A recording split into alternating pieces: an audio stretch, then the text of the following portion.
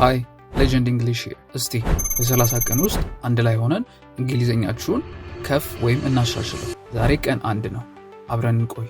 ዛሬ የምናየው ስለ ፕሮናውን ነው። ፕሮናውኖች ምንድናቸው? ጥቅማቸው ምንድነው?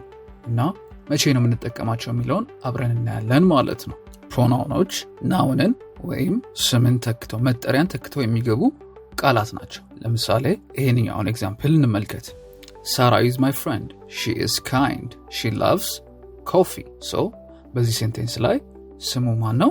ሳራ የሚለው ስም ነው። ስለዚህ ፕሮናውኖች እነዚህ ስሞችን ተክተው ይገባሉ ማለት ነው። ስለዚህ ሳራ የሚለው ስም በምን ይተካል? ሺ በሚለው ፕሮናውን ይተካል ማለት ነው። ስለዚህ እንዴት ይሆናል? She is my friend. She is kind. She loves coffee.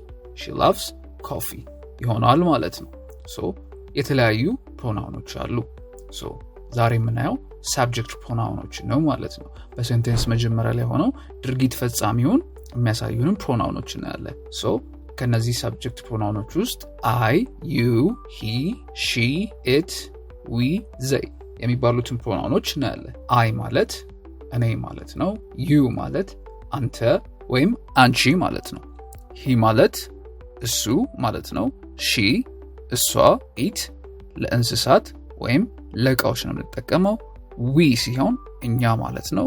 ዘይ ሲሆን ደግሞ እነሱ ማለት ናቸው። እነዚህን ሰብጀክት ፕሮናውን እንላቸዋለን። ሌትስ ሲ ኤግዛምፕል ደግሞ እስቲ አንድ ላይ ነኝ። I am a teacher. I am a teacher. You are a student. He is from Ethiopia. She is happy. It is raining. We are friends. We are friends. They are students. They are students.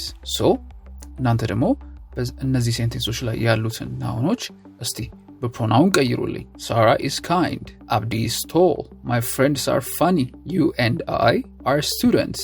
You and I are students. እስቲ መልሶቹን ኮሜንት ላይ አስቀምጡልኝ። በዴቱ እንገናኛለን።